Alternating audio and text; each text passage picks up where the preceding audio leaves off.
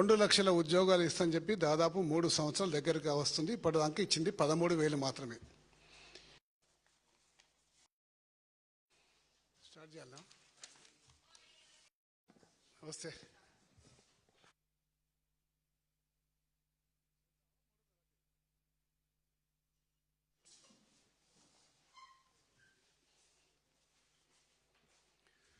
పత్రికా మిత్రులకు అందరు కూడా నమస్కారం.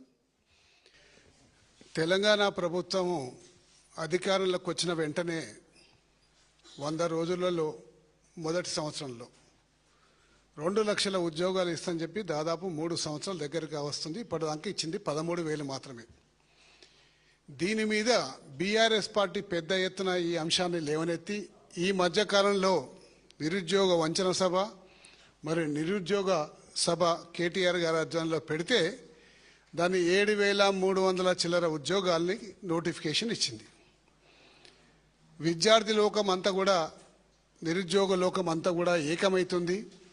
మరి ప్రభుత్వం మీద తీవ్రమైన ఒత్తిడి తీసుకొస్తుంది, ప్రభుత్వానికి చెడ్డ పేరు వస్తుందని చెప్పేసి 290 పోస్టులు జూన్ 2వ తారీఖు నాడు నోటిఫికేషన్ ఇచ్చి ఈ ఆందోళనకు మొదలుపెట్టి ఆందోళన పూర్తి కాగానే పరిస్థితి చేదాతిపోతుందని చెప్పి దాన్ని 7,300 పోస్టులకు పెంచడం జరిగింది.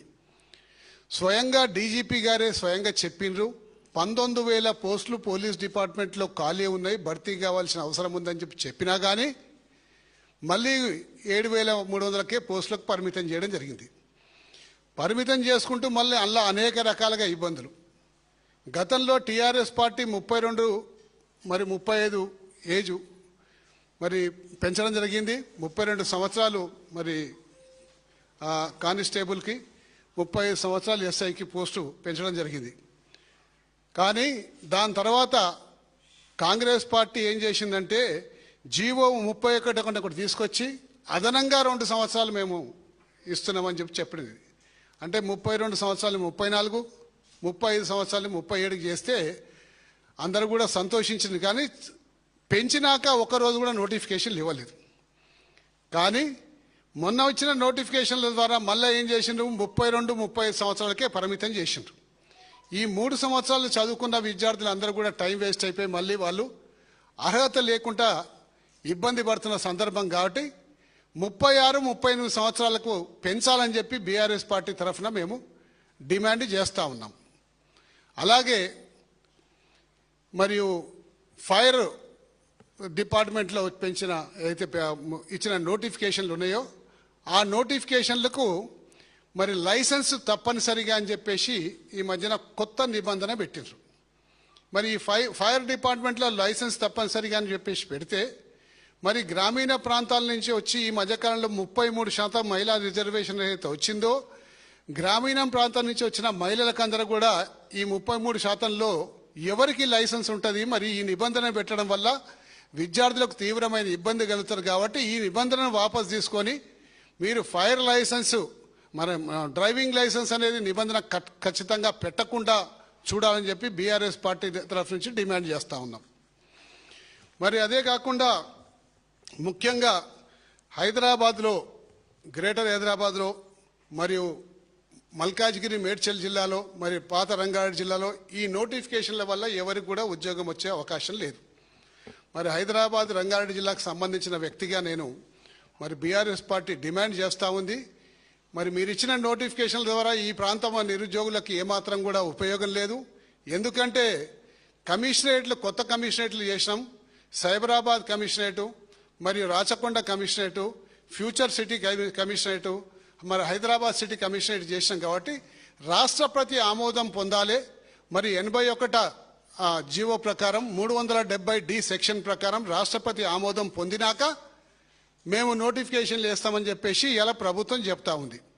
మరి మేము డిమాండ్ చేస్తూ ఉన్నాం బీఆర్ఎస్ పార్టీ తరఫుకెళ్ళి రాష్ట్రపతి ఆమోదం పొందాలంటే చాలా సమయం పడుతుంది. కాబట్టి పాత జిల్లాల ప్రకారం, పాత కమిషనర్ ప్రకారమే మీరు నోటిఫికేషన్లు విడుదల చేయండి.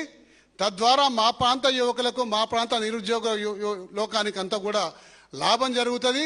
వాళ్ళు కూడా ఉద్యోగాలు పొందే అవకాశం ఉంటుందని చెప్పేసి ప్రభుత్వానికి విజ్ఞప్తి చేస్తున్నాం. కేవలం ఈ సాకుతోటి ఉద్యోగాల సంఖ్య ఉద్యోగాల యొక్క నెంబర్ని తక్కువ చేసే ప్రయత్నం మీరు చేస్తూ ఉన్నారు కాబట్టి ఆ ప్రయత్నం చేయొద్దని చెప్పేసి ప్రభుత్వానికి విజ్ఞప్తి చేస్తూ ఉన్నాను. మరి ఎక్కడ లేని విధంగా భారతదేశంలో ఎక్కడ లేని విధంగా ఇలా పోలీస్ రిక్రూట్మెంట్ బోర్డులో మరి 4 మీటర్ల లాంగ్ జంపు మరి ఇలా పెట్టడం జరిగింది. 4 మీటర్ల లాంగ్ జంపులో దాదాపు గతంలో జరిపిన పరీక్షలలో దాదాపు 50,000 మంది 60,000 మంది పార్టిసిపేట్ చేస్తే 11,000 మంది క్వాలిఫై అయ్యారు. కాబట్టి దేశంలో ఎక్కడా లేని విధంగా 4 మీటర్లు పెట్టడం ఎందుకు, దాన్ని 3 మీటర్ల 8 అంగుళాలకు కుదించమని చెప్పేసి ప్రభుత్వాన్ని డిమాండ్ చేస్తూ ఉన్నాము. ఇది భారతదేశంలో ఎక్కడ కూడా రూల్ లేదు. భారతదేశంలో ఎక్కువ రాష్ట్రాల్లో ఏ రూల్ ఉందో ఆ రూల్ అడాప్ట్ చేస్తే బాగుంటుంది. కానీ భారతదేశంలో ఎక్కడ లేని రూల్ని తీసుకొచ్చి అలా ఇక్కడ పెట్టడం జరిగింది. దానికి విద్యార్థి లోకానికి నిజంగా కూడా తీరని అన్యాయం జరుగుతుంది. కాబట్టి నిరుద్యోగుల విషయంలో ఇప్పటి నుంచి గతంలో ఇప్పటి వరకు బీఆర్ఎస్ పార్టీ అన్ని విషయాలలో ముందుండి మాట్లాడుతుంది. కాబట్టి బీఆర్ఎస్ పార్టీ మళ్ళీ డిమాండ్ చేస్తుంది ఈ యొక్క లాంగ్ జంప్ని కూడా కుదించాలని చెప్పేసి 3 మీటర్ల 8 అంగుళాలకు పరిమితం చేయాలని చెప్పేసి కూడా ఈ సందర్భంగా మేము కోరుతా ఉన్నాం. కాబట్టి దయచేసి ఎప్పుడైనా నోటిఫికేషన్లు ఇచ్చేటప్పుడు అన్ని అంశాలని పరిశీలించండి.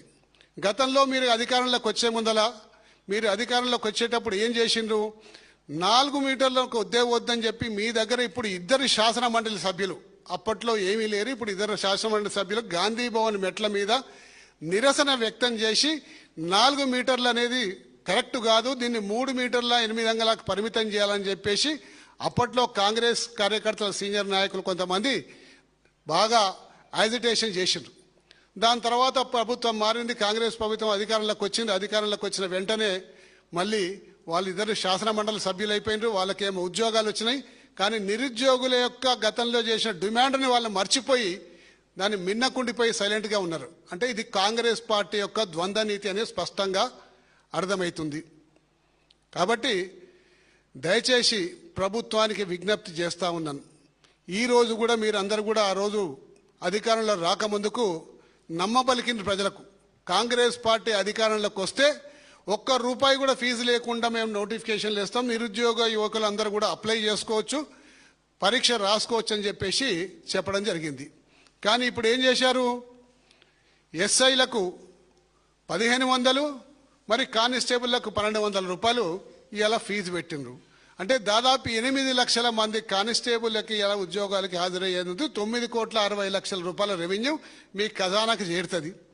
కానిస్టేబుల్లకు 1,500 కాబట్టి దాదాపు అదొక 5 లక్షల మంది వాళ్ళు రాసేది ఉంది కాబట్టి అదొక 9-10 కోట్ల రూపాయలు చేరుతుంది.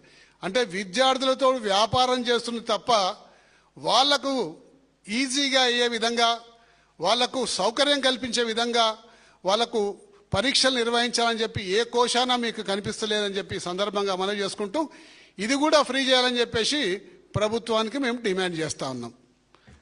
థ్యాంక్ యూ, ధన్యవాదాలు.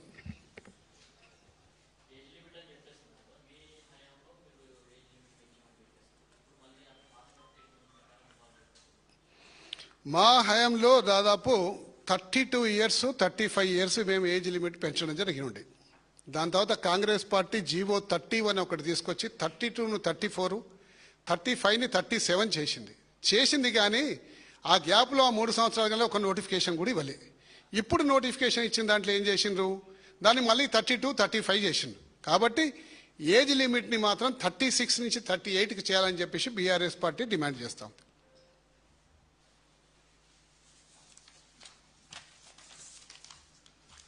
Thank you.